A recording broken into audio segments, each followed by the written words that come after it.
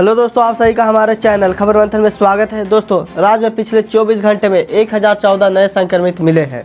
वहीं 13 लोगों की मौत भी हो गई है। राज्य में चीनी वायरस का सिलसिला थमने का नाम नहीं ले रहा है। एक दिन में 1014 नए मरीज मिले, जिसके बाद कुल संक्रमितों की संख्या 61,474 हो गई है। वहीं अब इससे स्वस्थ होने वाले मरीजों की संख्या 40,583 है और अभी भी 15,000 करीब मरीजों की संख्या है जिसका अभी भी इलाज चल रहा है। झारखंड में अगले एक हफ्ता तक गरज और वज्रपात के साथ होगी बारिश। पिछले 15 दिनों से झारखंड में मानसून की स्थिति कमजोर बनी हुई है।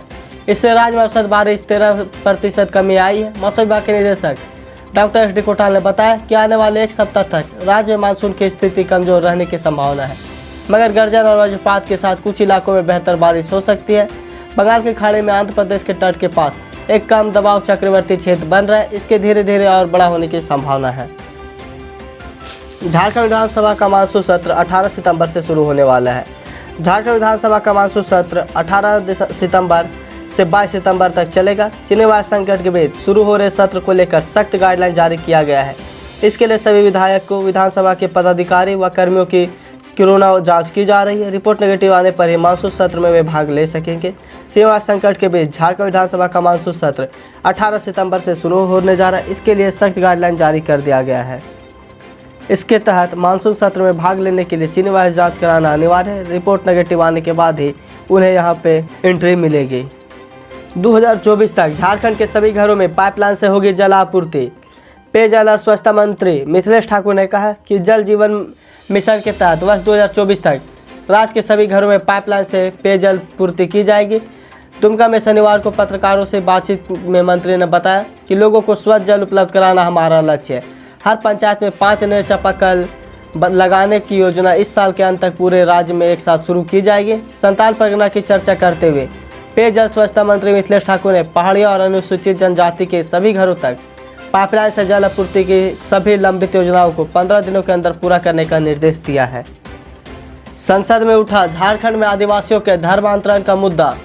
भारतीय जनता पार्टी के सांसद संजय सेठ ने लोकसभा में मानसून सत्र के पहले दिन सोमवार को झारखंड में आदिवासी समुदाय के धर्मांतरण का मुद्दा उठाया। सोमवार को लोकसभा में कई दलों ने अपना समर्थन किया और खुद इस मुद्दे को समृद्ध किया। संजय सेठ ने इस मुद्दे पर राष्ट्रीय स्तर पर व्यापक चर्चा करके स्वतंत्र इकाई से पूरे प्रकरण की जांच करवाने, आदिवासी हितों की और उनकी परंपराओं, उनकी संस्कृति की रक्षा करने की मांग की है। रांची लोकसभा क्षेत्र के सांसद संजय सेठ ने कहा कि झारखंड में आदिवासी समुदाय के धर्मांतरण के मामले बढ़ने की जानकारी सामने आ रही है। उन्होंने कहा, ईसाई मशीनरियों द्वारा आदिवासियों का फंसाया जा रहा है और मामले की जांच होनी चाहिए ताकि आदिवासियों की पुरानी संस्कृति और परंपरा बची रहे। क्या धर्मांतरण करवाना सही है या नहीं, कमेंट में आप हमें ज़रूर बताएं।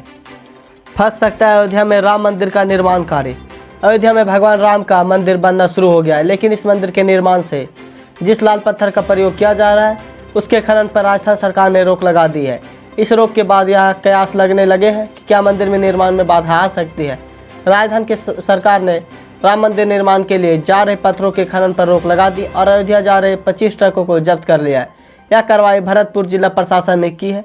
मंदिर के लिए भरतपुर के बंसी पहाड़पुर से पत्थर भेजा जा रहा था। निर्माण में बाधा की बात इसलिए कही जा रही क्योंकि राजस्थान की सरकार ने खनन का कार्य अभी किसी को भी नहीं सौंपा गया है, जिससे यह ठप पड़ गया है। जिला प्रशासन ने यह कार्रवाई अवैध खनन पर रोक लगाने के लिए किया है।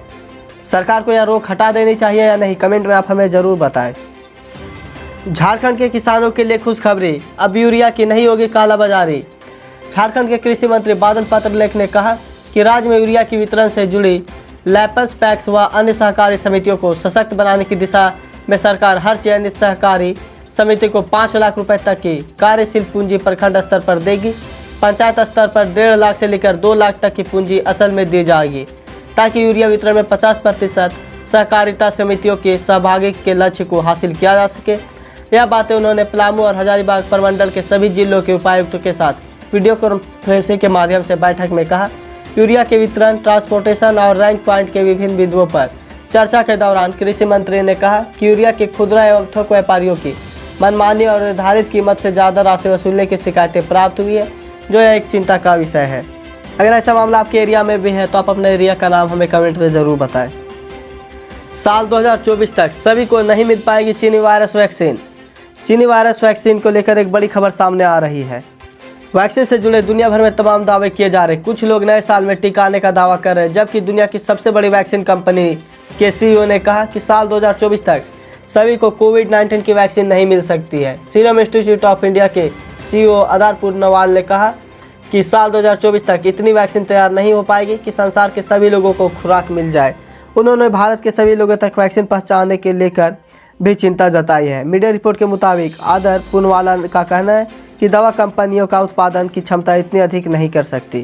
साथ ही उन्होंने कहा कि अभी तक मैं किसी भी इस तरह का ठोस योजना को नहीं देख पा रहा हूं जिसमें कि 40 करोड़ से अधिक लोगों को वैक्सीन मिल पाएगी।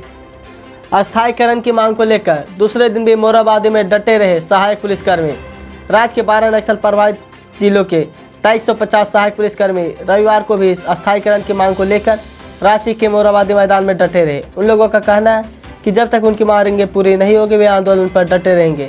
लेकिन शाम तक पुलिस और प्रशासन की ओर से कई वरीय अधिकारी के वार्ता के लिए आए और वहीं दूसरी ओर आंदोलनकारी सहायक पुलिसकर्मियों का शौचालय आदि जाने और बच्चों की देखभाल में काफ़ी परेशानी हो रही है। मालूम की मांग को लेकर शनिवार को सहायक पुलिसकर्मियों का एक प्रतिनिधिमंडल Ranchi range DIG Akhilesh Jha, SSP Surendra Kumar Jha और गृह सचिव राजीव अरुणिका से मिला, लेकिन वार्ता सफल नहीं हो सकी। बता दें, अस्थायीकरण की मांग को लेकर 7 सितंबर से सहायक पुलिसकर्मी हड़ताल पर हैं। राहुल गांधी ने मोदी सरकार पर कसा शिकंजा। उन्होंने कहा कि मोदी सरकार के 3 काले अध्यादेश किसान, खेतिहर, मजदूर। विपक्ष की कांग्रेस पार्टी और पूर्व राष्ट्रीय अध्यक्ष राहुल गांधी लगातार अलग अलग मुद्दों को लेकर केंद्र की मोदी सरकार पर हमला बोलते रहे हैं। इसी कड़ी में राहुल गांधी ने मोदी सरकार के कृषि अध्यादेश को लेकर हमला बोला है। उन्होंने कहा कि मोदी जी का एक और किसान विरोधी षड्यंत्र है। राहुल गांधी ने ट्वीट कर लिखा कि किसान ही जो खरीद खुदरा में है और उत्पाद की बिक्री थोक में भाव करते हैं। मोदी सरकार के 3 काले अध्यादेश किसान, खेतिहर, मजदूर पर घातक प्रहार है ताकि ना उन्हें एमएसपी का हक मिले और मजबूरी में किसान अपनी ज़मीन और जमा पूंजी सभी को बेच दे। अब तक 8 लाख किसानों ने कराया है पीएम किसान में पंजीकरण। भारत सरकार द्वारा देश भर के करोड़ों किसानों के लिए कई फायदेमंद वाली योजनाएं शुरू की है। इन योजनाओं में प्रधानमंत्री किसान सम्मान निधि योजना काफ़ी अहम है।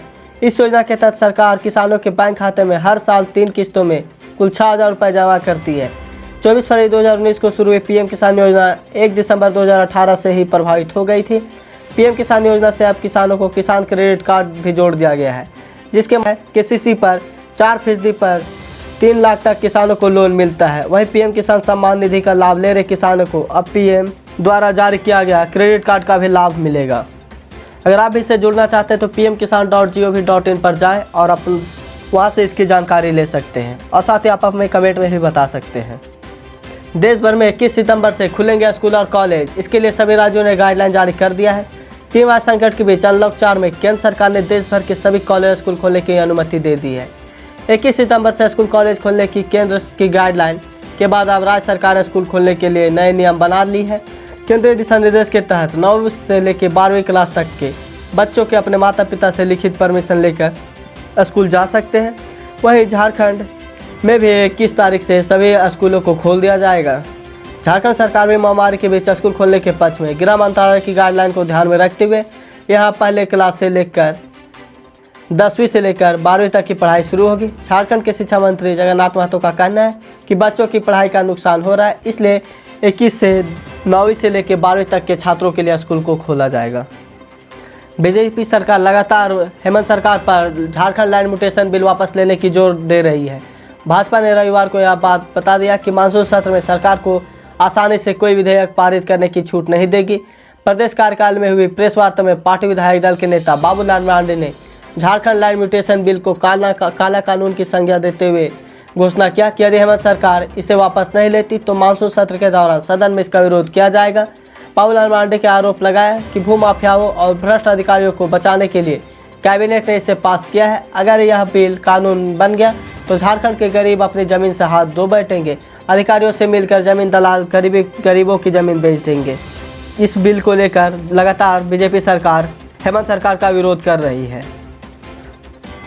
सांसदों के वेतन में 30% की होगी कटौती। लोकसभा में सोमवार को सांसदों के वेतन में 1 वर्ष के लिए 30% कटौती करने वाला एक विधेयक पेश किया गया, जिसका उपयोग कोविड-19 महामारी के कारण उत्पन्न स्थिति से मुकाबले के लिए किया जाएगा। संसदीय मामले के मंत्री प्रहलाद जोशी ने निचले सदन में संसद सदस्यों के वेतन भत्ता और पेंशन संशोधन विधेयक 2020 को पेश किया, जो संसद सदस्यों के वेतन भत्ता और एवं पेंशन अध्यादेश 2020 का स्थान लेगी।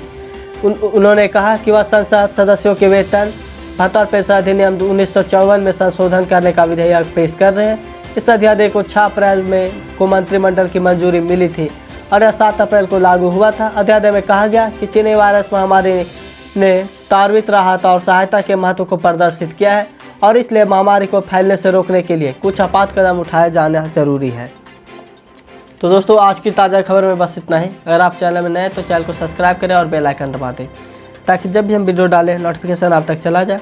और साथ ही इस न्यूज़ को ज़्यादा से ज़्यादा लाइक करें और शेयर करें और आप अपना सपोर्ट हमें ज़रूर दिखाएं।